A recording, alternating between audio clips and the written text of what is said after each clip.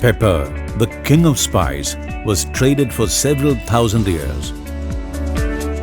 The growing regions were mostly colonized by the English and the Dutch traders for several hundred years.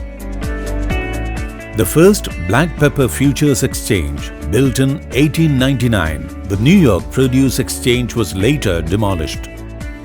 After 1919, the operations of British East India Company were privatized and these items became free-to-trade commodities. Prices remained quite stable, around 20 to 30 cents per pound. At peak, they rose to 40 cents, but with the crash of markets during the Depression in 1929, and the market settled back to 20 cents. In 1936, New York Produce Exchange started trading black pepper, followed by Merrill Lynch, Prudential, JP Morgan Chase, etc., causing the markets to look up.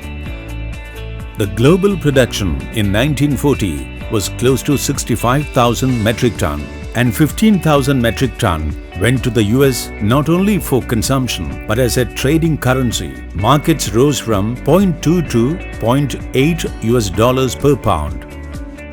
In 1946, the trading was halted during the Second World War. Suddenly, there was no more pepper being shipped to the US. Prices for a brief period rose as high as 2.5 US dollars per pound. In today's terms, this is 18,000 US dollars per metric ton. After the war, two regions rose as significant contributors to global trade: India and Brazil. Global population is on steady rise. The Western world saw expansion of meat consumption with rising incomes. From 1962 to 1975, pepper prices rose steadily from 0.3 to 1.3, then crashed to 0.6. The decline was owing to Brazil producing close to 50,000 metric ton around 1977. The American markets crashed once again in 1974 after the oil crisis and abolishment of Bretton Woods. 1980s saw the foray of black pepper from Vietnam. When the pepper prices increased between 1983 to 1988, causing pepper cultivation to go up to about 9,200 hectares by 1990. This is the time when the economic reforms were launched and Vietnam markets opened to the rest of the world. In 1992, individual exporters started to export. However, these had to be routed through big state corporations only. From 1990 to 1994, pepper prices fell sharply and consequently, the production too fell from 9,000 metric ton to 6,000 metric ton.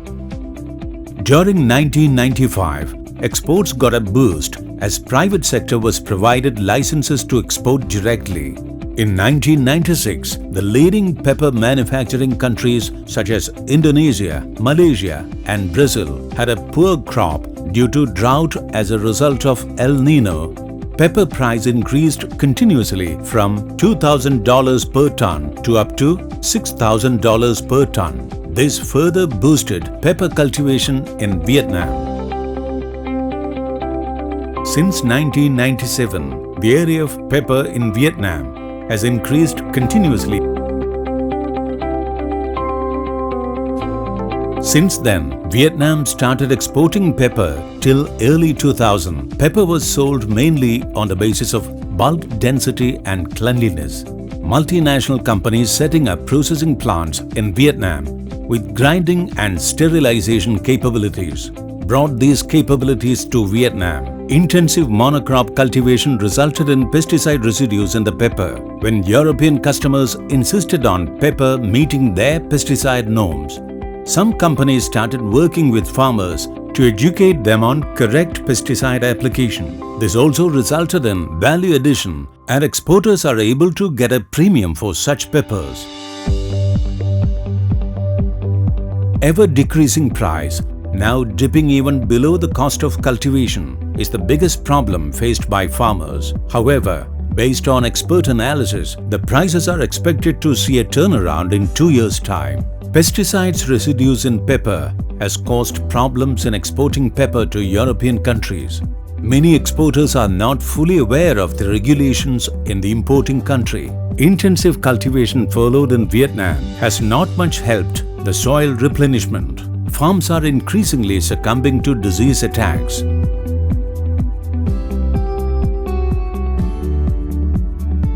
Government encourages multi-crops to control diseases and encounter the downtrend of market control plantation.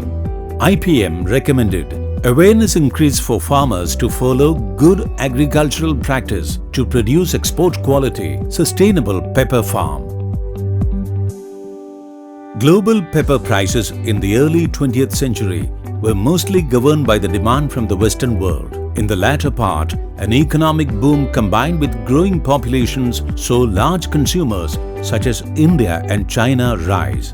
Asia has become the largest producer and the largest consumer of pepper. With the deregulation of financial markets, a new section of demand emerged. The speculators, traders, merchants, banks started promoting black pepper trade, and this caused prices to rise beyond the inherent value of the produce. While the price cycles were close to 20 years in the first half of the 20th century, we witnessed shorter cycles of 10 years with the advent of information technology. Prices rose instantly with the news of drop in supply and vice versa.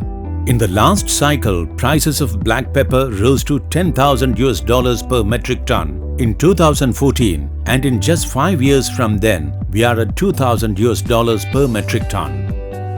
The rise and fall of prices in the next decade will continue in line with the laws of macroeconomics. Demand is expected to rise by 2 to 3% every year. Industrial and medicinal use of black pepper is going to increase by close to 5% per annum. As prices fall below the inherent value, farmers will cut back inputs and stop new plantations, leading to a lag in supply. This cycle will continue, but with newer challenges such as food safety laws, higher volatility, shrinking primary margins, compliance to traceability and sustainability, etc. It is vital for all industry participants and farmers to jointly work on facing these challenges to promote good agricultural practices, to reduce volatility by increased transparency, to educate farmers on how to plan production and increase participation of governments to avoid huge price shocks.